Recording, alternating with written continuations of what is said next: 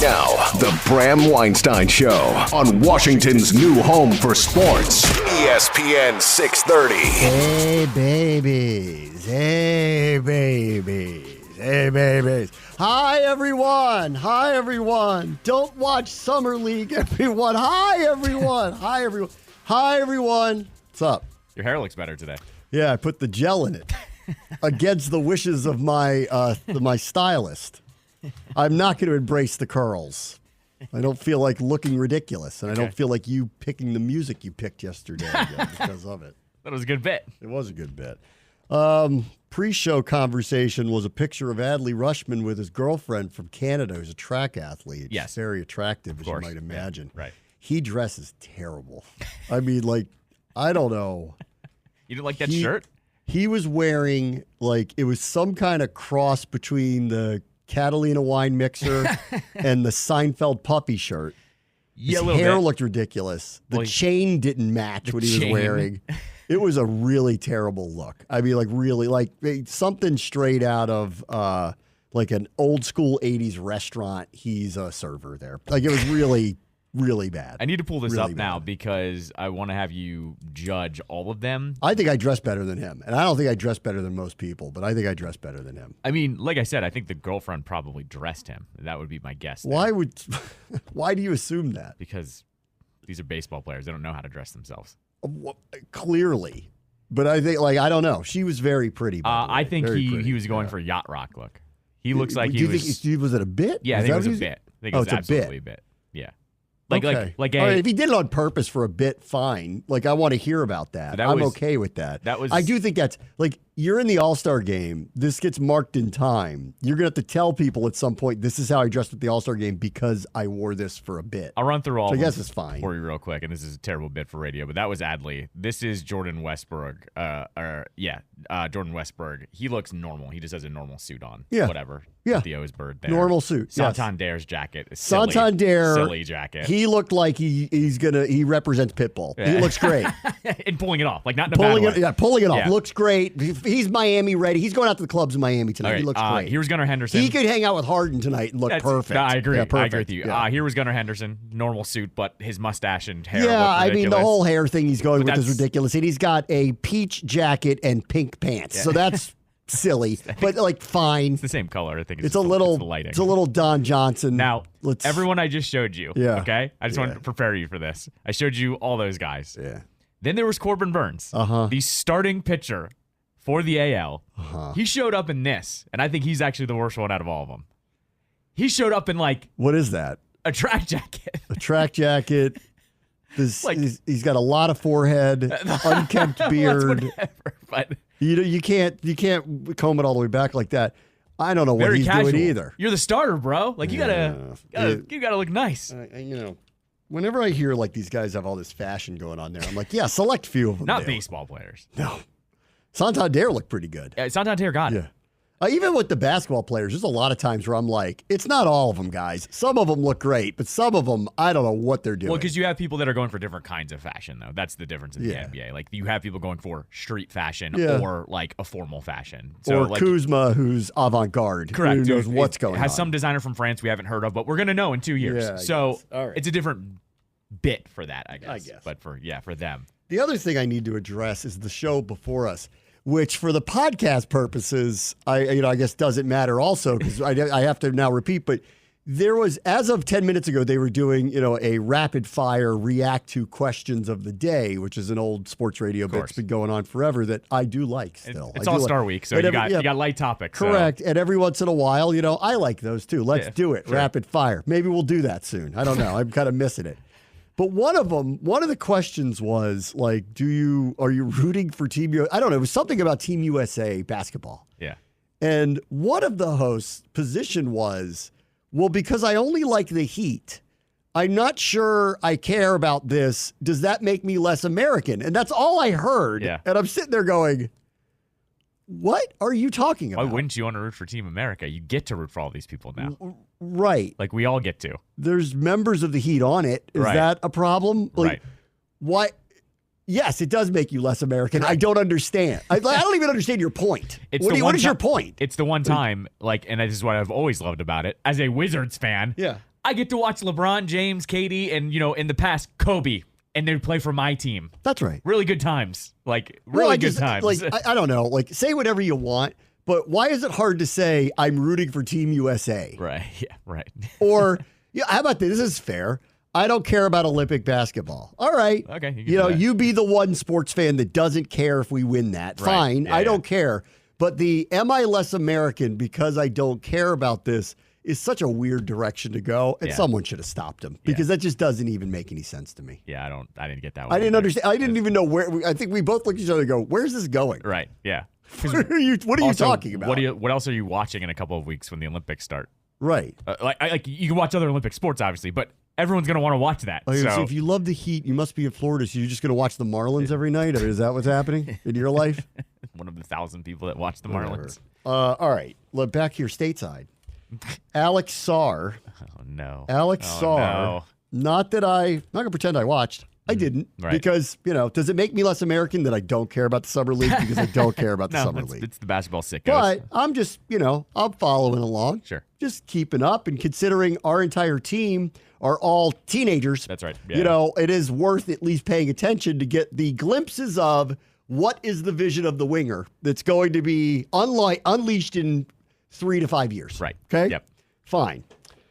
Well, the number 2 overall pick went 0 for 15 last night, which, let's see, it was the most field goal attempts by a player without a make in a Summer League game since at least 2017, according to ESPN stats and information. If it had been a regular season game, his 15 attempts without a field goal would be tied for the second most in NBA history. Whoa. Look, I'm not here to make overall judgments about things. And I want to go. You are. That's what you are paid to do. Yeah. and to be, that's true.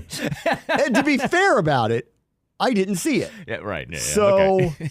You're not here to make snap judgments. If he was launching 15 shots from the logo, no kidding, he went 0 for 15. Yeah, right. If he missed a bunch of dunks, or if he went full Jimmy Davis, and it's like runners in the lane, uncontested, but he misses everything. Yeah, right. So I need a little context of what did the 0 for 15 look like? Like, did he miss a bunch of long contested threes? Well, I'm not so upset about that. Okay, it's just a bad stat line. Did he blow dunks and layups?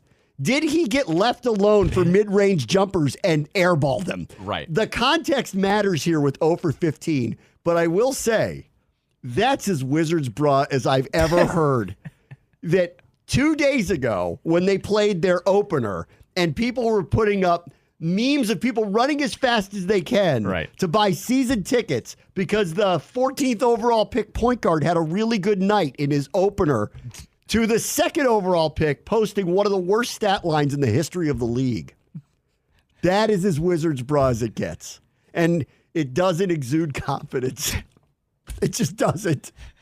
And it's so on brand. I mean, that's the worst part of it. It's so on brand. You like to tell the story of when Johnny Davis got drafted. I said Jimmy Davis, and you said, that's it. That's it. It's over. It's over. He's a bust. That's right. And then we found out it turned out 3 weeks later, the Wizards are like, we didn't draft anyone in the first round. What are you talking about? They knew it. We didn't draft anybody. No one in the history of the sport has backpedaled on a high first-round pick the way they did. Top 10 The pick. way they did before the Summer League started. Right. They went, I don't know, guys. I'm not sure what position he plays. And we went, you should have made that determination a month ago before you drafted the guy. Right. So you tell that story, and I'll just say it. I've watched one game of Alex Sarr. Not last night. Right. Okay. But before the last night, I'm good. Really? I'm good. He doesn't like contact. Oh, no. He's 7'2", and I'm like watching him. So what? He wants to shoot threes? Or it appears that way? It appears that way, or he just is avoiding contact. And I'm kind of like, guy, this is Summer League, not all right. Giannis. Now, in fairness, okay, I need to ask the coaches about this. Summer League is a little sometimes like minicamp, where they don't ask them to run all this stuff. They ask them to do specific things. Right. And maybe they're asking him, just do these specific things because we want to see you do these specific things. And I'm hoping that's the case. Okay, because what you are saying is scary. And that stat line last night, is frightening. Well, what I'll tell you, though, is defensively, I've seen some things that I like. Like, defensively, he actually seems to be fine. Well, he's 7'2". Right. Okay? That should be an advantage. Now, guess what we heard when he got drafted? That the offensive side of him was going to be a work in progress. That's right. I don't know if I thought it was going to be down to the studs like this. Oh, no. But... So does he look awkward handling the ball? Is it like that type of... No, I wouldn't say that. I would just say, like he's sick. He's 7'2". How are they not, like, throwing him some easy alley-oops? Like, why are they not helping him out a little bit above the rim? Like, I guess that's where I'm getting at here. Above the rim, and the scary part is it's not Rudy Gobert in the lane. Exactly. It's whoever the other summer league players are. Yes, exactly. Who's probably not going to make their team. Right. So I guess that's where I'll get at here is above the rim. For a guy that's 7'2", I haven't seen it yet, and I'm kind of like, isn't that the easiest thing to do? Oh, boy. Well, listen, if they're asking him to play from the perimeter because that's a directive from the team and they want him to get used to playing from the perimeter, that's the part you don't know. Because, like, some of this stuff, in fairness to them, is often coordinated, and they don't play the games as straight up as they would. They put guys in positions because they want to see them do specific things. And that's like when I go back to minicamp and I hear people say, Jay did this, Jay did that, I go, guys, they're asking him to do very specific things. So, like, they're not asking him to go run all these plays, and that's why it's hard to judge what you're looking at. You have to understand that. And even in the preseason games, they call it vanilla. They ask guys to do very specific things just to do it. That's it, not like to try to run some crazy game plan. So maybe that's happening here. It still doesn't absolve 0 for 15. And I don't want to go crazy about a stat line in a summer league game, but when it is the number 2 overall pick and when it's this organization, it's scary because we keep waiting for who's the guy, and like that first impressions to me matter, and that's not a good one. He'll be great when they trade him to a contender for being a defensive center. Is Stephen A. going to go, when are they trading Alex Sarr to the Lakers? Maybe. Is that today? Maybe. He's the for best Bronny James, who apparently isn't killing it in the summer league either. In 2028, when the when the Lakers are contenders, Alex Sarr will be the best defensive center available at the trade deadline. I mean, it won't stop. That's what it is. Like, every time I regenerate it, because now I'm like, well, it's winger. Not that I should believe in him, but at least like he and Dawkins came in and they got Ted to sign off on the thing he never wanted to do, which was correct. We're going to suck, dude, and you got to live with it for a little bit. But we promise you that on the other side of it, you're going to have this really young team that's going to be rare and ready to go. And when that happens, I can't promise you win a championship, but what I can promise you is you're going to have this young team with a lot of chemistry that's got a chance. And the first prominent player that they bring into it has a dud of a start, like beyond dud of a start. Correct. But he is French. He's never played here. Right. So this is different. Yep. Right. He's 19. That's also true. Yes. I will say this. Well, actually, this is their second prominent player. Bilal looked the part to me, actually. Yeah, I agree. I saw flashes of it last year. I agree. Yes. Like I didn't sit there and go, oh, that guy's a stud. But I saw the flashes of, oh, I get it. Right. He's really young. I get it. He also, French, hasn't played over here. Give him a chance. They're throwing him in at 18, 19 years old. They're just throwing him in. These guys aren't going to, they're going to Caitlin Clark him. They're not going to take it easy on the guy. And he showed the flashes. So I was like, all right, we got a guy. And then now you turn around and you use the second overall pick on the guy who everyone said should have gone number 1. Right. Yeah, right. But didn't want to go to Atlanta because he wanted to come here. Yep. And it's so on brand that, like, the first impression of him is, this is going to take a while. Well, here's the thing, though. The Wizards did tell you that he's not going to start. Valanciunas is going to start. Remember, they signed him. Right. So, this is also, they did tell you the plan. That's that true. He's not going to get crazy minutes at first. I mean, the signing of Valanciunas is basically tells you, we know this guy can't start. Exactly. So, it's not like, because he's a legitimate center. And even at the time when they signed him, I went, I thought we were trying to lose. Right. Why would you go get a legitimate, he's not great, but he's a legitimate center. This is the old, we're signing this guy to mentor this guy for this season. That's what's happening here. And they gave him probably a little more money than he was getting on the market, so he took the money wisely. That's right. They probably told him, if this guy's ready to start playing a lot, we'll trade you. And a contender contender's going to want a big man. Correct. They're going to want one. Yep. So we'll do it. So, all right, now it makes sense now. Correct. They knew who they were taking. They knew he's not a day one starter. In fact, they knew the minutes are going to have to get eaten up by a legitimate big man at some point, because what happened last year was embarrassing, especially early in the year when they had no front court presence. They didn't look like an NBA team. Right, and then they had to trade Gafford, and then it was even worse in the second half. They didn't have to, but they did. They did, but they did. He's not on the quote-unquote timeline. This all makes sense now, though, because remember there was also that report when Sarr, like the couple days before the draft, where everybody was going, he didn't work out for Atlanta. Remember that was the whole thing of he didn't work out for the Hawks. So what's going on there? And then that other report came out of Sarr liked Washington because they knew they weren't going to rely on him right away. And now it's all falling into place. We never heard from Atlanta on that. Atlanta never responded to any of that. Atlanta might have been like, we don't care. Right. Correct. Exactly. We weren't picking him anyway. Right.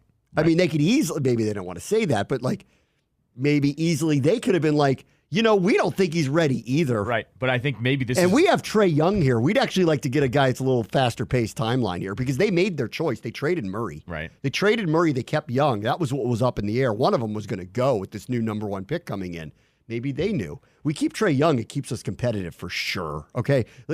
Say whatever you want about him. When he's right, he's an all-star caliber player, right? He's an all-star caliber shooter for sure. So he's a really good player. I don't know about great anymore, but he's a really, really good player. They had to make a choice between the two good players that they had. Yeah. They chose to keep him, which read to me like they want to get somebody who can play. And maybe they feel like this guy, whether long-term he's better than Sarr or not, they probably feel like he can play right now. And the Wizards are tacitly admitting, we know this guy can't do it yet. Right, correct. And maybe I think this is how Winger won Sarr over. As I think he said, we know you've got some work. We're not going to throw you out there and make you be the savior. And that's why Sarr was like, okay, I'm not going to work for Atlanta because they have a plan ready for me to go. Right. So they're not going to push it on me. They're not going to make me be the savior. And when I fail, everyone jumps on me and tells me I'm terrible. Right. And I just did not see 0 for 15 in Summer League play. Correct. So secondarily, he is 7'2", has already played professionally, albeit in Australia, but played professionally. And therefore, I did have an expectation that it wasn't that. So I'm not going to, let's see what Candace thinks about it. Well, and let's also wait till the real games start. Right. Bilal didn't really flash last year in Summer League. No. He didn't show any, he wasn't terrible, but he didn't show much either. But they did the same thing with him. They said, we're going to slow roll this. Right. We're not going to run him out there and make him do all this crazy stuff. But when he did play, it became pretty evident why they liked him. And I saw it too. And I'm like, you know what? This looks good. Like with Denny, when they got Denny the first year, I went, I don't see the offense. Mm-hmm. But I get what they see in him. Yes. And I'm like, definitively, I see it defensively with him. And as it went through for a couple of years, I'm like, I landed on, this guy's going to be a really good defensive player. And he might have an average offensive game. And then he actually got better this past year, which is what upset me that they moved on from him, because I'm like, geez, they developed him and now they're just walking away at 23. In this case, like Bilal, I feel similarly, with the exception of I think his offense is going to be better. That's what it looks like. He was doing some things with the ball that you're like, yes, oh, okay. I think it's going to get better. And he's really young and he's transitioning, and playing over here. So I'm willing to give it patience. But I saw the flash. This better get off to a better start than what we got when the real games roll around. Correct. Because this is just whatever blip on the radar. And again, I'm not going to go crazy over 0 for 15 in a Summer League game. But if you're telling me you saw him in one of them and the above it's the rim not stuff 0 for 15. The above the rim stuff is what needs to change for me to give hope, because you want to set them up as easy as possible. If the offense needs work, okay, throw them some alley-oops, let them dunk, set them up for some open looks that way, and I just wasn't seeing that This is an extremely physical game. Correct. Yeah. If he's not going to be that way, they're going to punk him. Dead in the water, yeah. Dead in the water. Yeah. I don't care. And he's not going to ever be a good enough shooter to overcome it. Correct. He's not Steph. Yeah, right. He's not Steph. Yeah, he's not Steph. No one's Steph. No one is. Right. Steph isn't Steph anymore. But the point, Steph's a tiny dude. That's why everybody thought he'll never survive in all this. He's an exceptional shooter. That's what saved him. Right. And he's very crafty with the ball too. But that's what saved him. He's not running anybody over. He knows better than that. If you're going to be not a physical player, which you're insinuating might be the case here early, you better be exceptional at shooting the ball. Right. And if that's not what the case is going to be, then he's just going to be a defensive player for them with limited offensive skill sets. And that's clearly not what they wanted to draft at the number 2 overall pick. Correct. Yes. Oh, man. I can't believe it. It's so on brand. I mean, that's the part of it that's just so that's why I call you a sucker every time. You're such a sucker for them. I just want Nothing the NBA changes. team. I just want Nothing the NBA changes. team to be good. I so badly want it to be good. I'm 34 years old. They've never been good. They've blips on the radar, but that's it. Yeah, they were good for a year with Chris Webber. Yeah, we had that year with Gilbert. They had a couple years with Gilbert. Had that year with John. We had a good year, a couple years with John. Great losing with Brad. That's it.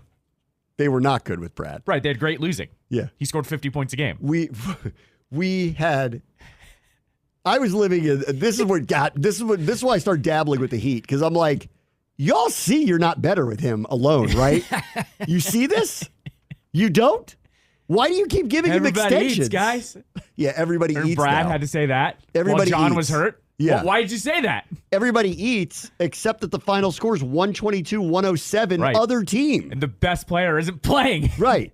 And the best player's sitting over there in a cat sweater, leering at you, going, I know I'm better than you. No, that was even better. Remember, he was wearing sunglasses inside. Yeah. So you couldn't see his eyes. It's amazing. As time goes by, the more I love John. Yes. I've said that. More and more and more and more I love John. Finally, you're over here. I know. Finally, sit next to me, because I've been trying to tell you for years he was the guy. It took Hot Magazine. Yes. It took Everybody Eats. This is a breakthrough. Breakthrough on the show today. It took the defense. Like, we can't guard a fire hydrant. No, you can't guard a fire hydrant. You called me insane when I said I would rather lose with John than go through what we were doing with Brad. I agree now. Yes. Like as it Oh turned. my God. I mean, like it's not hate for Brad. It's because it is. I like Brad. Everybody likes Screw Brad. I like Brad. Everybody likes Brad. Brad's a good guy. Did you see what Jalen Brunson just did for the Knicks? Yeah, well, he kicked his money over for a couple of years. Brad would never. Brad made nobody better. Wasn't a leader. Added to press releases. Yeah. Bradley Beal thinks this is great. He does? Yeah. I don't remember anyone asking that. I don't care what he thinks about that. Oh, Scott Brooks? Yeah, well, we got to talk to Tommy and Ted. You do? At some point in time, even Ted and Zach are going to be like, what were we doing? Right. When? I knew all along, maybe it's just because I wanted him to win.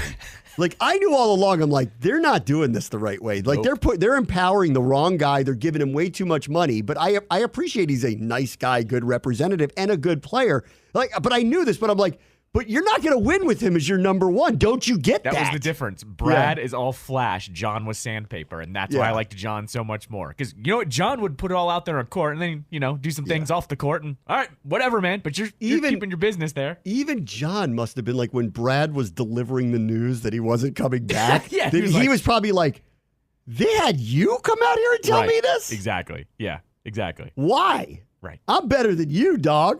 Like, what's up? I don't think it was Brad jumping on the table in that playoff game, was it? No. Oh, I mean, you're finally here. I'm glad you're here, though. It took you a couple years, but you're here. My lifetime rankings, it's Gilbert 1. Yes. Okay. It's either Karan or John 2. Okay. I love Karan. I respect that. No, I had a couple Karan I love jerseys. Antoine, too, but Karan was... Yeah. He had the attitude that he was I like liked. John. Yeah, His nickname was Tough Juice. Yeah. I'm fine with that. Gilbert was incredible. He's number one. Karan was the glue of the whole thing. 100% agree with you. Right. Antoine was great too, but Karan was when something needs to be taken care of. Yes. Karan takes 100%. care of it. 100%. He was the muscle. That's right. Yeah. So I'm going to go tie, edge John. Okay. Karan is a 2A. Okay. 2A, but very close. Okay. C-Web is next. I knew C-Web was going to make it for because that's the dumbest thing they ever did, honestly. When they traded him for Mitch Richmond, that was the dumbest thing they ever did. Still tell that hurts. It's just... They lucked into getting him in the first place and then gave up on him because he smoked some weed on the Beltway. How stupid in the world would you do something like that for an old player? Right. An old player. Right. And then I guess it's Antoine after that. Well, unless you want Brad. No. Okay. No. Yes. The rankings are okay. Yes. Let me do this. Let's say I got Gilbert. Okay. Gilbert's number Are we one naming for me. 10 here? Naming 5, 10? What are we naming here? I'll try to get to 10. I think it's going to be hard. I can get to 10. Let's see. I got Gilbert 1. I got John 2. I got Karan as a 2A 3. 4 for me is C Webb. Okay. 5 for me is Antoine. Okay. 6, 7, 8, 9, 10. I'm going to put Brad in there, but I'm trying to think, does anyone else beat him out at this point? Does Jawan beat him out? I don't think so. I mean, I'm not going to go back. We need to cut a line here because I would put like Jeff Malone in this list, but this is, and we can't do Wes or Elvin or anything like that. No. This has to be like, you got to do the millennial era. Right, millennial era. Post all the good teams and the Hall of Famers, Wes and Elvin and Moses and those guys. Okay, yeah. Post all of that. Yeah. Does Jeff Malone count? Because if he does, I would put him above Brad. If he doesn't, then I'll just leave him off the list. You can count him. I don't care. That's fine. That's fine. Jeff Malone. Do you put Rod Strickland above Brad? He wasn't as good, but I got to tell you, like the complaint about him was him eating hot dogs during the game. It wasn't right. It wasn't about like, is he going to play defense tonight? Or would he make the team better? Right. It was never anything like that. He wasn't as polarizing as Brad, I guess. I think I got to put Brad now. I think I have to be fair, I got to put him at 7. I have to put him at 7. You're going to hit my list. I'm typing out 8, 9, 10's hard. After that, 8, 9, 10 gets hard. Now it's just like, did you love Gortat? Oh, he's on my list. Did you love, like, who else would it even be? It's not Otto for me. It's not him. It's not Otto? No. No, and that's not even not his fault. That's a protest vote against Ted giving him a contract they should have never given him. I have my top 10 here. All right, go ahead. All right. Gilbert number 1. Yeah. John 2. Okay. Karan 3. Yeah. I'm with you. They're very close, though. Yeah. Antoine 4. Okay. Deshaun Stevenson 5. Martin Gortat 6. Brendan Haywood 7. Where's Weber? 8 is C Webb. Yeah, I was a kid, so I remember watching, but not that much. Okay. C Webb 8. Kuzma 9. Kuzma. You didn't put Kuzma on your list. Oh, yeah, I forgot about him. He's next on my list. And for sure. You got to do a nod to Death Row DC. Markieff Morris, baby. Markieff Morris was good. I loved Oubre, too. I liked Oubre, too. That was like... Wave Poppy. We just let him go. Yeah, that's right. Yeah. we just like, well, don't worry about it. Now, we just let him remember, walk. This was not a who's better. This is just who you liked. I liked all those dudes, and I think I can name 5 or 6 more that I liked more than Brad. Brad was really good. He was an all-star. You do realize that. Like, it's not like is he the all-time leading scorer, or is he close to it? He's close to it. He didn't get it. He didn't get it. He didn't get it. I was bugging. Actively rooting against him getting that. I was. Yeah. Uh-huh. I told you he's good. We gotta get Buckhands on to do this. I'm telling you. If you ask some of the bloggers of the Wizards, they'll tell you Brad's number 2 or 3 because they have to. Certain ones. That was the best when he was gone. Looks like some of the Brad media's gone now. Right. That's right. Pro Brad can do no wrong, people. As I said, it's all about, you know what we talk about? We talk about Adam Peters and the aura. Whatever aura is, Brad was the opposite. I agree. I hated I don't see, like, this is the problem. I don't want to say I hate him because I like don't. Brad. Everybody like likes guy, Brad. But he just wasn't here. He wasn't DMV. I'm sorry. He wasn't heart and soul. Correct. He wasn't. It was all flash. He wasn't heart and soul. And when push came to shove and he was the undisputed leader, he failed. Right. Nobody got better. Watch out what you say, because then his wife is going to say something. People were voted off the island under his watch. Yes. Like nobody was. There was no leadership. There's no leadership. Yeah. And he says everybody eats because he's on a bad. He's scoring 30 points a game on a bad team that's losing, but everyone's praising him because he plays hard. That's right. Honorable mention. Yeah. Montrezl Harrell. Those few first weeks were incredible. Drugs. That was. Montrezl Harrell, we were chanting, and this is how dumb we are. We were chanting MVP. MVP. I was there. They were blowing out Memphis. And then he and KCP tried to kill each other. Correct. Nobody got a hold of it, and it all blew up. Not the first time that's happened in a Wizards locker room. Ayo. All right, let me take a quick break. Brad wants to show ESPN 630 Sports Capital. Maybe we should have taken Bronny and then gotten LeBron to hold him hostage for what we got last night in the Summer League. Actually, as it turns out, to be fair, the point guard supposedly is looking great. Yeah, Bub looks good. I like him. So, Bub time. Yeah, bub time. Bub season. Bub season. All right. But hey, listen, we haven't had a good one of those in a little while. I'm cautiously optimistic there. Yes. But that's how I am with the Wizards. When are we moving Brogdon? That's got to be happening soon, right? I don't know. That could be just wait till the deadline. I've heard nothing about him. Yeah, They probably told him don't even show up. Don't bother. Who didn't show up for the Jets yet? Redick. That's interesting. We're a couple days away from what in the world is really going on. Is he still in Japan? Here. Yeah. That was my favorite bit of the offseason. He was like dressed as a samurai. Yeah. Took a picture of himself. Yeah. Hadn't showed up to anything. Yeah, like Rodgers is in Egypt. Hassan Reddick's like, I don't even know if I want to play football anymore. I just want to cosplay. Oh, I think he wants the new deal. No, I know. He's like, you're trading for me, you're giving me a new deal, or I'm not showing up. Because you're going to look really dumb if you traded for me and I don't show up. That's right. He's just playing the leverage game on them. Hardcore. Yes. And they're like, we just wanted you for 1 year. He's like, too bad. Yeah. Guess you won't get me for 1 year. I'm going to go eat some dumplings over here. Let me know when you're ready to talk. That's what you do. Should try the ramen over here. It's great. I've been researching all of this. These are the mushrooms I'm eating today, Aaron. You can't do any of that over there. No, you can eat the ones in the ramen bowl. Yeah. I'm talking about any of the other. The ayahuasca? None of it. No. Like anything. No, nothing. You get caught with weed over there. It's Russia. You're in jail. I've told this story before. Like when we went to Japan. Yeah. The State Department came in to like, talk to us. Don't joke. Yeah. First thing we did, got off the plane, everybody's bleary-eyed tired. They bring everybody who was on this plane, sponsors, players, coach, the whole thing, whoever was there, and they go, let me tell you about the differences over here. They go, if you get caught with drugs over here, we can't help you. That's right. Yeah. Exactly. There's nothing we can do for you. You will go to jail, and for a long time. Yep. Don't do it. Yeah. Right. I was like, no problem, sir. No problem. Rich Paul went on McAfee's show. Oh, okay. Got it. McAfee asked him, did you tell other teams that if they draft Bronny James, he was going to go to Australia? Okay. So this is how he responded to it. He said, I think the matter-of-fact thing is you have to have a relationship with people and you make the calls and they respect each other and they understand why and they understand what was at stake in this case. So there were several teams that had interest in Bronny, but you do have the calls and you talk about it and they understand. So that just the relationships throughout the league, which is the mob way of saying, yes, don't do nothing that's going to harm you.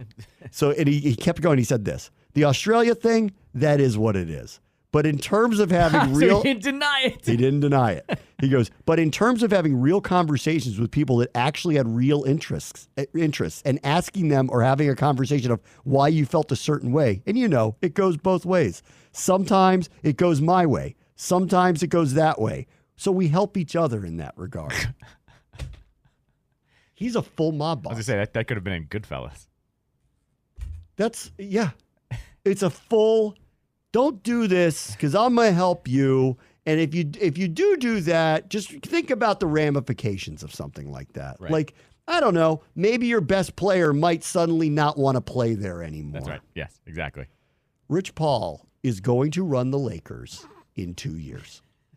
In fact, maybe because he is LeBron's agent, he just can't do it now. Maybe, yeah. Or I don't know, maybe he likes being the Scott Boras of this thing. Maybe he likes having this leverage. He's got so many of these players that, like, what would running one team do for him? Right. He's probably like, actually, the power I have is controlling all of these players. I control the league. I'm Adam Silver. Right, and the players are more powerful than everyone else in this league. I love that he didn't deny it. Yeah. He's that's one of the things. But the better one was, you're asking the wrong question. I didn't tell him that not only will he not play for you, he might go to Australia.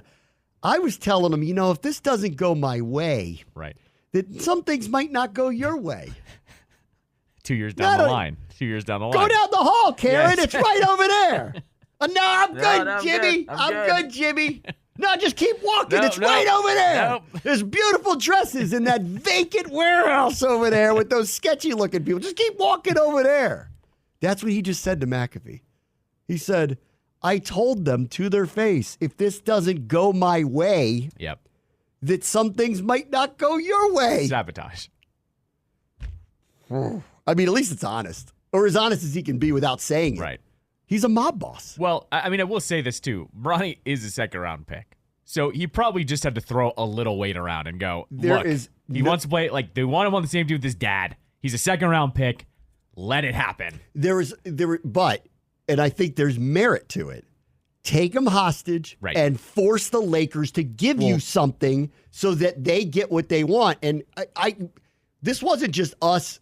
There had to have been some people in that league that had the same thought going, what if we did that? What would happen? Well, he turned into De Niro in Goodfellas. He was like, because he went to LeBron and Bronny, it wasn't really Bronny. Bronny didn't say anything. He went to LeBron and was like, stop talking about all of this. Stop making it a big deal. Because now all of a sudden people are going, maybe we do want to draft him now all of a sudden. Because remember they talked about it. And then for 2 months it was like, no one talked about it after that. You want to know what some of the problem actually was? Like, if LeBron was willing to just not talk about it at all. That's right. Because the reality is, and I think people have seen this now in real time, he's not ready to be an NBA player. In fact, they're openly saying like he might start in the G League now, which I don't believe will happen because LeBron's wish will come true. He will play with his son. Yeah. Maybe it won't happen early in the year, possibility. Sure. But it's going to happen at some point in time. Like, the reality here is, had LeBron just not touted him, that actually, I think a lot of this would have gone a little less reported. Like, it is obviously a big deal that his son is playing. It is obviously going to be a big deal and a moment in basketball history when they're on the court together. Yeah. But LeBron, I think it's his ego, refused to allow the reality of his son's a good player, but not a great player. But he wouldn't allow that narrative. That's an overstatement. He wouldn't, because his son played at USC and on his own merit. Like, they wouldn't have put him out there if he wasn't good enough to do it, right? So I believe that. Like, I don't, unless LeBron was paying the program to make it up, which I don't think they were. So I believe that he's good enough to play Division I basketball. Therefore, he is a very good basketball player. I think it's readily available and obvious that, like, he's not a starter in the NBA right now. Yeah. And we all get that this was concocted, but part of the problem and part of the hype was of LeBron's own doing, because it feels like on some level his ego was attached to his son being perceived as good. Not him, but good, because his ego's big enough to know that nobody's him, and he'll tell you that. Correct. In fact, he answered some question the other day, what's your nickname? And he said him. Yeah. Of course he did. I mean, that's what Jesus would say.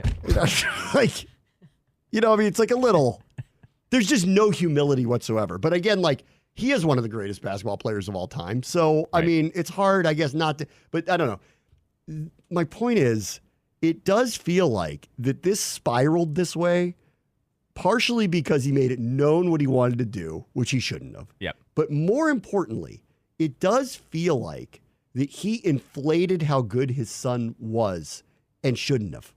Correct. And had he not that's why he shut up at the end too. Had he not actually done that and just been like, my son's going to do his own thing, make his own way. I think he's good enough to be an NBA player, but he's got to earn it like everybody else. Yeah.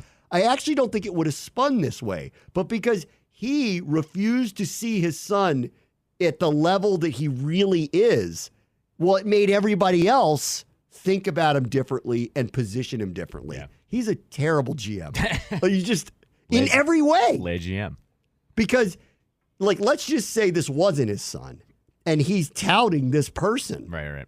And then he goes and does that in the G League. Well, now you look at him and you go, why'd you pick him? That's right. Yeah, exactly. He can't get out of his own way. No. He really can't. Of course not. Rich Paul, though, full-on mob boss. Yeah, that's why he runs the show.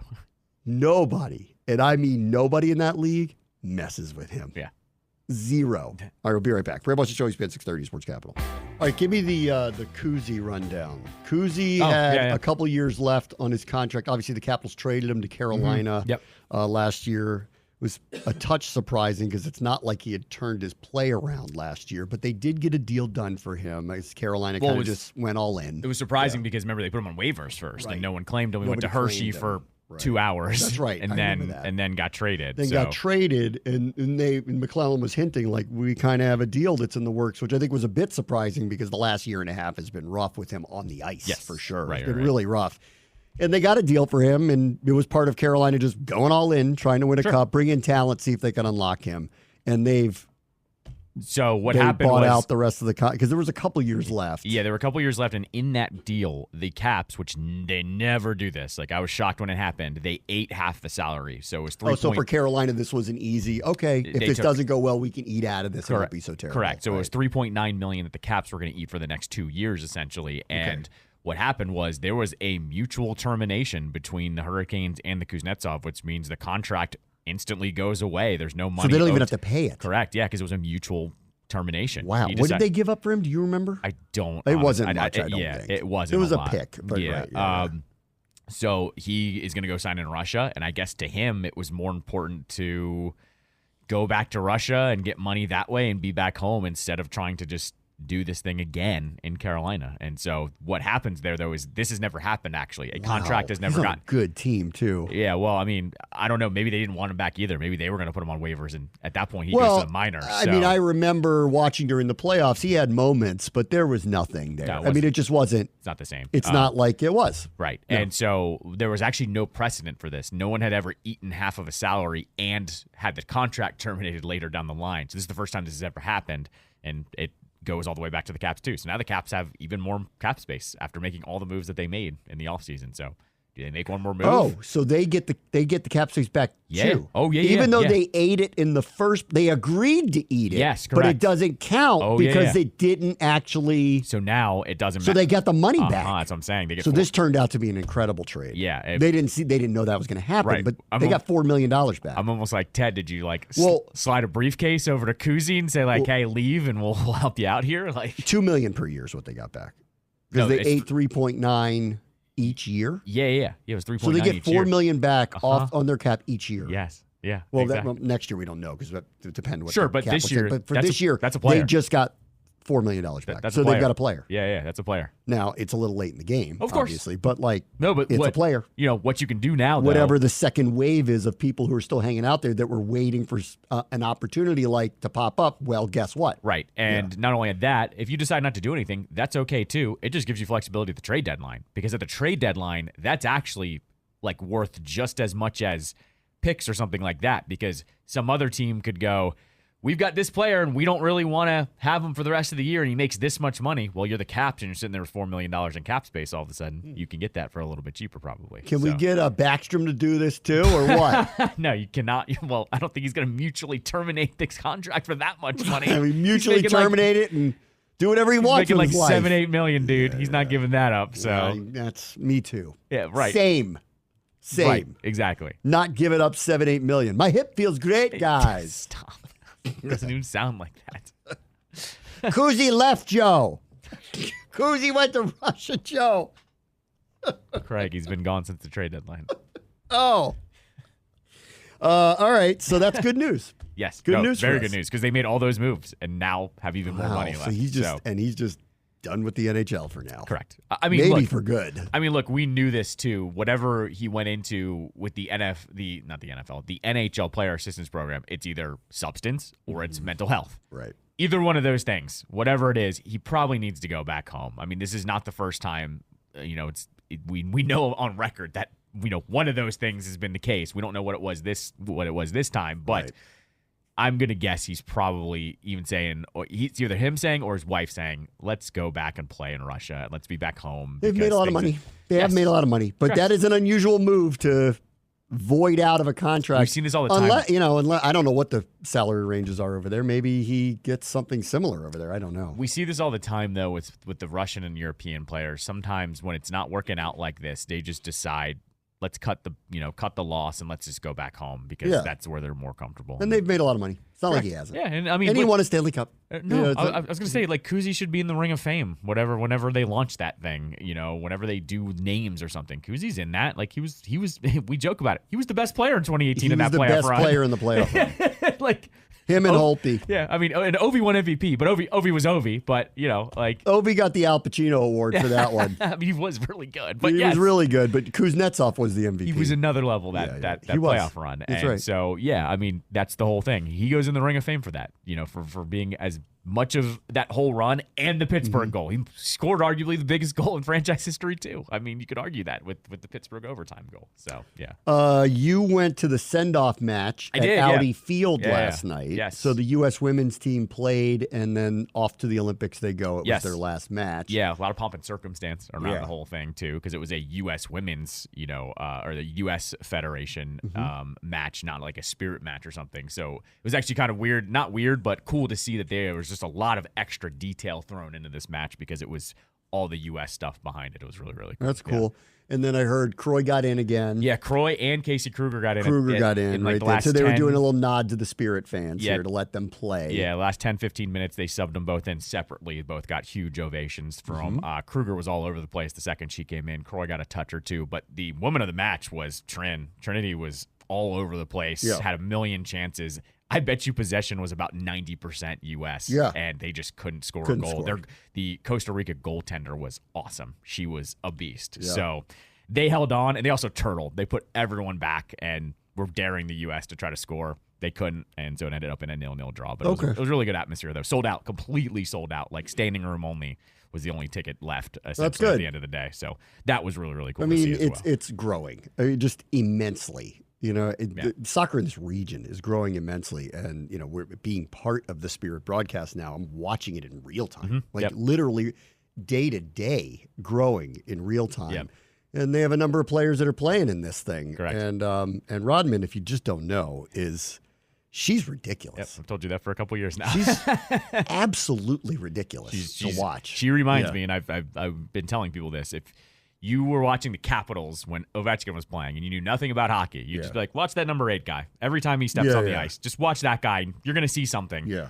That's what I say with Trin. I go, when she's, got the ball, she's going to do something crazy with it or score, because that's just what she does. And she was off to a great start yesterday. You would appreciate this also, though.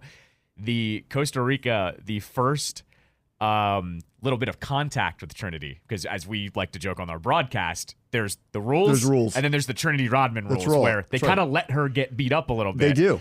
She got hit the first time, yellow right away. Oh. I was like, oh, this is different.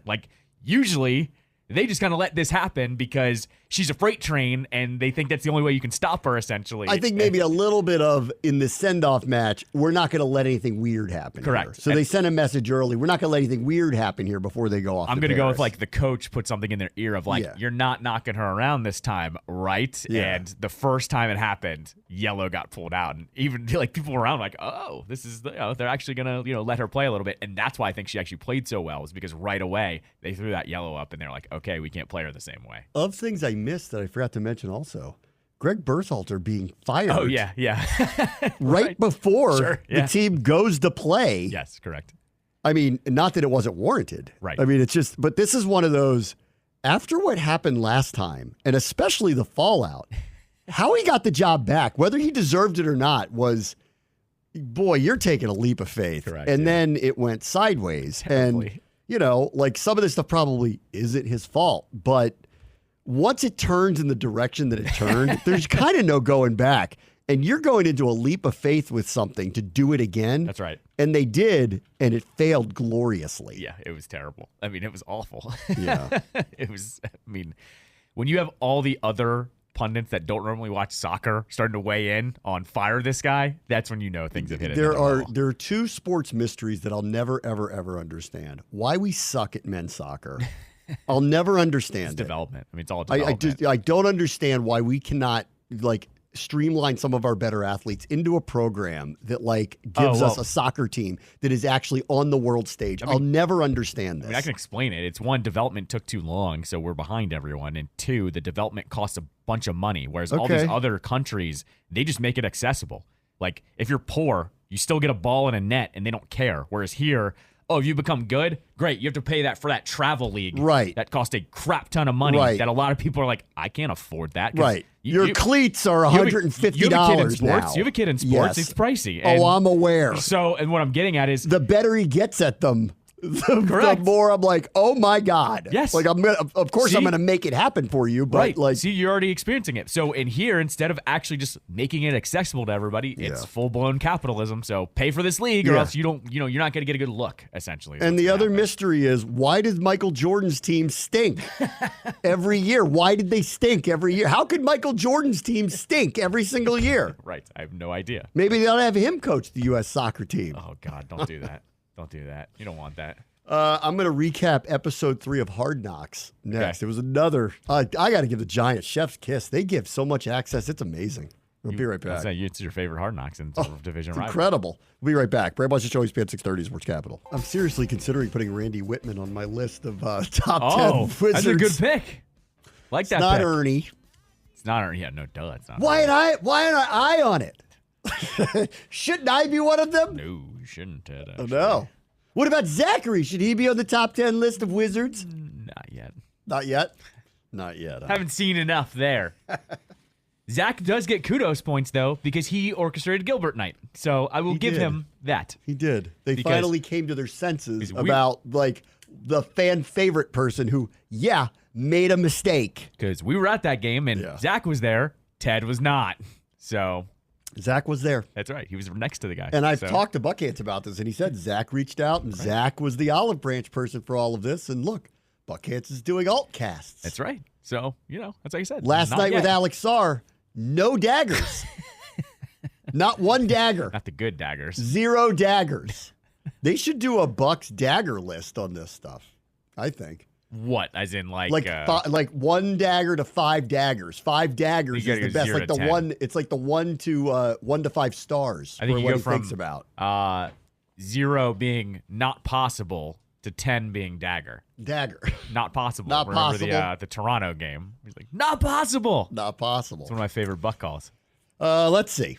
I watched Hard Knocks episode 3 last night. Okay. I'm all in on this. It's your new favorite show.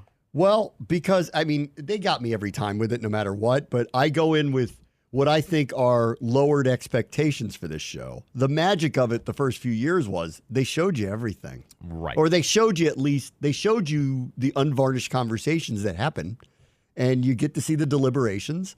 And, like in some cases when we're talking about the 53rd spot on the roster, yes, that's very interesting to watch, but we all know that, like, in the end, like the storylines have become very cookie cutter. They're going to focus in on 2 or 3 players that may or may not make it. You'll see who gets there. Yep. They'll focus in on 1 or 2 stars who are willing to be participatory in the whole thing, and they focus on the coach. Right. And that's how they go. And they see where it all leads them and takes them down this road. But we know a lot of it's going to be making the team, right? That's right. It's going to be a big part of it. And then in the case of, like, the star player, where they are in their career. Correct. Right? Yeah, exactly. Not this one. This one's new. This one is, you kind of don't have that because you're focused. The main central character is Joe Shane, the general manager. And the only thing you're going to really talk about are the decisions they had to make. And as it turned out, and I think most teams would be like this, but in this case, theirs was perfect for this.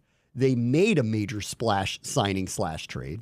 They let their star player go. Yep. They have a weird decision to make with their quarterback, which they may or may not regret giving the money to and have to deal with an injury on the other side. And I got to say, more and more and more, I like Daboll when I watch this. Yes, I agree with you. Yeah, I'm not. I didn't watch last night, but I'm not surprised that I like Daboll at all. I've said this for a couple years. I think they have a good coach up there. He clearly is a communicator with them. He speaks the language. He's tough. Like, you can feel it emanating out of him. And he's funny. He doesn't say a lot in this show. Yeah. So I don't know if he's a very loud, gregarious person in general, because he's very, like, in the clips that we see, he's not talking a lot. But when he speaks, it carries weight. It's one of those. So I don't know if that's a real indication of his personality, but if it is, I like more and more what I see out of him. So you were obviously out last week, but I played the clips of him interacting with Jaden because that was making the rounds, of course, here, but also the clips of him the clip with him with Drake May as well. And I think that's about the most we've heard from him talking to anybody, really. But just those two, feel it. Yeah, those 2 interactions, though, I loved because he wasn't trying to gotcha them. He wasn't trying to trick them into anything. No, he's just saying, show me what you know. Yeah, and he's showing to them, I know what I'm talking about. Right. Buddy. And therefore, to be on my team, you got to be on this level with me. Yeah. Now, I'm not trying to trick you. Yeah. but I want to hear if you are on my level yet. Right. Or if you're close to it. And with the Jaden one specifically, the discourse a little bit of it last week was that good or bad? And to which I always answer, you don't know what he was actually really looking for in that. You could have just been seeing if Jaden had a smart-ass answer, too. He said, what do you have to throw a touchdown? And which I thought was a great answer. And Daboll reacted accordingly. That's a pretty effing good answer. Good I was like, good okay, so he might have just been looking to see how these guys think on their feet. He might not even cared about the formation and where the guys were, but that was the discourse last week. But to that point where watching Daboll interact with these guys, I go, oh, that guy, there's no wonder his roster probably likes him too. That's right. Yeah. The weird part was I saw those clips. I saw the show. And those clips, I'll get to this one in a minute, but the one from last week with those clips, first of all, it was amazing they showed it. I'm actually shocked they did. I don't ever remember seeing inside the combine room. Correct. Never saw anything like that. And then that was cool, obviously, to see them do it. I'm shocked the Commanders of the Patriots didn't say something to be like, guys, those are our guys now. I know. I know. The overreaction by all the fan bases were like, Drake May's the best. Did you see how he answered one question? Right. You don't know what they were asking. You don't know what he was looking for. Correct. I was like, guys, even with Daniels, when he gave that answer, I'm like, that's a quick answer. Yeah. Right. It's a quick, I may or may not know this answer, but you don't know if I know this answer, which I thought was a really very quick on his feet type of way to react. Anyway, the overreaction from everybody's fan bases to seeing their quarterback, because none of them are on the Giants, do this, and all of them saying, see how smart he is? I was like, oh, come on, guys. Come on. My takeaway was Daboll commands the room. Yep. That's how so he's come off very, very strong to me. On the Daniels part, spoiler alert. Yeah. Do you know what happens at the end of this past episode? I don't. The tease? No. The tease for episode 4 is you hear Daboll, when asked, would you trade up for Jane Daniels, goes, yeah. Oh, so that's his guy. So we've got the tease. What we're heading towards, I think, and it's not really a secret in this, which is the amazing part of this whole thing. They actively tried to get May, Caleb, or Daniels. And in fact, I don't know if they're I believe they will explain exactly how they feel about all of them in this next episode, because they're heading. This last episode was about free agency. It was all about free agency and the decisions they made, specifically with Saquon, Brian Burns, and some of the others that they did get and some of the others that they lost. And I'll go through that in a minute, because it was incredible access. The type of access I'm just not accustomed to on this show very often. It's become very surface. And that's what I love about this. I do want to give the Giants a lot of credit for this, because while I will criticize what they've done, they've opened themselves up to it purposefully. They're allowing you to see behind the curtain in a way that most teams have not in recent years, and I want to credit them for doing that. It is the best access they've allowed this show in 8-9 years, period. One thing I will say, though, in that the discourse around it last week, and I didn't really hear much about it today, but over last week, was just how much the people that make these moves are just like us. That's right. And the way the arguments are made and how they're such prisoners of the moment. That's right. And literally, if you could tell somebody that, hey, this is just, if you could take the audio of, this is just sports talk radio, it's the same exact conversation. So, it's that's what I found so ridiculous about last week's episode. It was crazy how they were just they're just having the same conversations we're having. They are.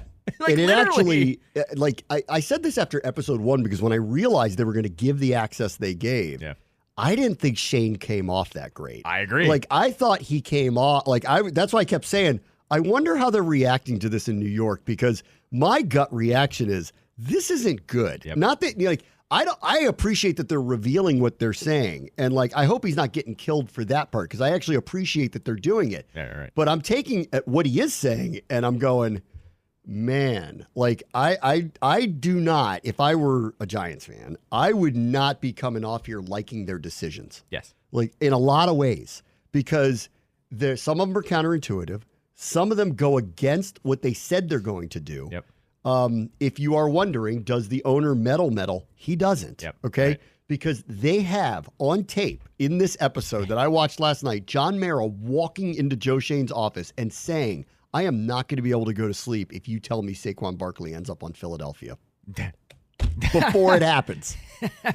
They wildly misjudged his market. Yep. Wildly. Right. They play it for you. They play the conversation he has with his agent, where his agent tells him, this is the number, 12.5 a year, 25 guaranteed, 3-year deal. And Shane goes, go out and find out if you can get that. Oh, my God. And come back to us. And when they call him back, they find out the number is wildly different. Because, duh. And right. to your point about this is sports, like dumb sports radio, they're sitting there going, we don't want to give it $12 million. And all of a sudden, the other team's going, you don't? Right, exactly. You don't think he's good? We'll give him You that. don't think he's special? It doesn't look good. It's not getting any better. And because you already know the outcomes, because that's the weird part about this. Right. There's no intrigue. You don't know what the outcomes, like in the summer ones, you don't know what the outcomes are. In this one, you do. So you know what the end result's going to be for all of these situations. But how they got there, oh my God. Like the Saquon thing is a fumble of all fumbles. Yes. And of course. I think the Eagles might be in the Super Bowl this year because I think they have that kind of team. Right. And part of it's going to be because of what they did. Oh, yeah, of course. Like it's just absolutely. Unbelievably, and John Mara shouldn't be sleeping, and the rest of us in this division shouldn't be sleeping because they unnecessarily allowed an arch rival get exponentially better with their best player. And then, to your point about sports radio, the amazing part is, because they're trying to, and they're outwardly saying this, justifying, I don't want to hand the ball off to a $12 million a year running back. Like as if he's not a special player. Right, okay? Exactly. And then they're like, but do you want Devin Singletary? Because he's $4 million, $5 million, whatever it is. And Dayball says, yeah, we're good with him, not Saquon. Everyone's kind of respectfully being like, guy. Fine. Yeah. Fine. But they're like, he's good. We'll want him. We'll get him. That's one of the players they ended up getting. In this conversation about do you want Saquon or do you want these other guys? At no point in time do you ever hear the analytic conversation where they go, here's how we think they stack up to one another. Right. Yeah. It's just I don't want to pay him that. Okay, well, we can get this guy for that. Well, I think he's almost as good. Yeah. It is. It's New York Sports Radio. Yeah, it's the exact same thing. Yeah, that's the funniest part. It's Carlin and Joe. Yeah. Right. Carlin should be running the Giants. I agree. Actually, I kind of agree with that. It's crazy. Hearing it, that there is no specific basis for some of the decisions they're making. Even the Brian Burns thing, I'm telling you, this doesn't come off well because he's a great player. Don't get me wrong. And I think their defensive line looks formidable now. So I think he's a massive, don't get me wrong, I think he's a massive upgrade. But in one episode, the defensive coordinator says the key to our defense is very smart, heady, aggressive linebackers. They didn't address that position. Yeah. Then they just asked the defensive coordinator, do you like Brian Burns? And he goes, yeah, I like Brian Burns. And they're like, okay, we're going to go get him. And their mindset was just go do this thing that they wanted to do, but not really address what the other people in the building are saying they need. Right. To actually get better. Does Brian Burns make them better? Yeah, of course he does. Does he overall make them better?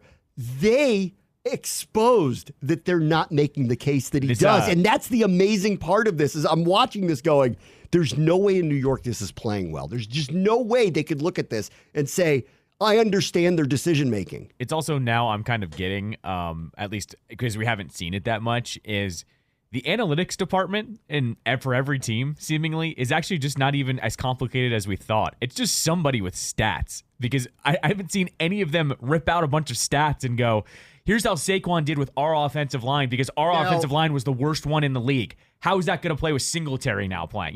I didn't see any of that stuff popping up. In fairness, is that happening and HBO has determined that's not good TV? It's all stats we get on Twitter, though. I hear you. But, are they saying that guy who walks the room is not good TV? But the good TV is the one guy going, I don't know what our identity is without him because that's good TV. Because everyone else on the outside's going, what is your identity if that guy's not on the team? And so you saved $7 million to get a running back who's not nearly as good as him. How are you better? Right. No, I just think all I'm getting at is all of a sudden now, I get it why the old curmudgeons like Ron weren't all in on analytics. I know he was handed an analytics person, but I get it now because there's just people in the room that have stats in front of them that make their takes or their opinions on players look bad now all of a sudden. A couple times Ron would try to pull that. Remember that? Yeah, and it was dumb. A couple times. It was stupid. We knew he wasn't into deep diving analytics. And we knew that it was about, I know what a football player looks like, and I know how a football team is put together. He didn't the whole freaking time here. I think it just time was changing, and I think what people were trying to say to him, and I think should be saying to Shane if this is not happening up there, is you can believe what you want to believe, but it's an old school methodology. Yes. And if you're not using this, you're behind. Correct. You're just behind. Like, this should be an advantageous part of what you do, and the good teams are using it. The Correct. 49ers are using Yes. it. The Rams are using it. Exactly. Like, a lot of teams are. And this isn't a question whether you know what makes a good football player. We all know what makes a good football player. But if you're not using the math and you're not using the analytics, why? Why aren't you open-minded to it? Now, this could be happening up there, and HBO could be making a production decision, right? But in every full meeting room, none of it gets highlighted. Right. It's all just I think he's pretty good. Yes. Well, I think he's pretty good too. And Shane, and this is where I think it looks really bad, is beyond caught up in the numbers. Like, I agree that the cap matters. I agree that, like, you need to be cognizant of it. But I think you need to be, they are a little too much. Yep. Like, every single deal that they do, he's trying to get a deal. And then when he doesn't, he's willing to stretch his own limitations immediately. Yep. That's not good. So let's see how it works out for them, because I like, this is not, and I'm not trying to be biased here, but like, in watching it, it's not, in my opinion, reflecting well of the decisions they're making organizationally at all. It just isn't. And maybe they end up being right, and I end up being wrong, and that's fair. You know, like, if they prove it by having a better record than the Commanders or go farther than people think they're going to go, well, then they've proven they're right and you're wrong. And I'm open to that. Like, I don't think I've got all the answers. But just on reflection of watching this so far, their decision-making is highly questionable. To me, all this show has reiterated to me is why they've been bad for so long. Like, to me, just the way the process has been going. And not to say that he's been there the whole time. This is only year 3 for him. Correct, but still. But, like, it does not have the feel of a plan, actually. Yeah, plan. It doesn't feel like it. Yeah. If you're going to show the defensive coordinator wants something, but you're going to spend all the resources on a position that is of value, but isn't what he asked for. And oh, by the way, you have a premier pass rusher on your team that you drafted 2 years ago. I don't know, guys. Yeah. Like, I'm a little confused by this. And it doesn't make your linebackers better. It doesn't make your secondary better. On the McKinney one, because they lost him to Green Bay, but he got paid a lot of money. And the only thing they basically said about it was they were like, he's the second highest paid safety in the NFL now. And they were like rolling their eyes a little bit like, oh my God. And on that one, I was kind of like, I feel you on that. Yeah. Like, that was a hefty price to pay for a player who I do think is very good. We saw him a couple times last year. I think is very good, but I don't know that he's Derwin James. So let's slow this down a little bit. And so I think they're right on that one, but they never even really addressed an attempt to keep him. Yep. So, and this is the other thing I would be bothered by if I was a New York fan. Xavier McKinney's a very good player. He walks. They spent all this money on Brian Burns, another guy from another team. Yep. Daniel Jones got the money. Saquon, they tried nickel and dime the whole time. Who of the people they draft do they care about? Yeah, exactly. Yeah. No, this is like early Redskins with Dan Snyder. Remember, they would let Antonio Pierce walk and let B. Mitch walk, and they let all these guys walk. You think the answer's outside your building. Right. Yeah. If you always think the answer's outside your building, you're never going to find the answer. Yeah, it's always terrible. Listen, I'm all for signing guys and needing, but if your core wasn't built from within and accentuated through free agency, you're never going to be good for any period of time. Yep. Exactly. And then they did go through the quarterback stuff too. They lost out on Tyrod Taylor. And again, it was price. Yeah. They were like, well, we just don't want to pay that much for him. But you target, it's like $1 million more than what, and it's like that. This is where they were drawing the line was the really crazy, interesting part of it. There was no line drawn on Brian Burns, a guy they haven't played with, that they have to give up assets and pay to bring in the door at a position that they don't necessarily need and wasn't asked for. But when they need the really good backup quarterback because they don't know about Daniel Jones's future, they're unwilling to go $500,000 over to keep the guy that they like. Yeah, exactly. Who do you value if you don't value Saquon Barkley? That's right. No, that's who? Like I said, it's early 2000s Dan Snyder. It is.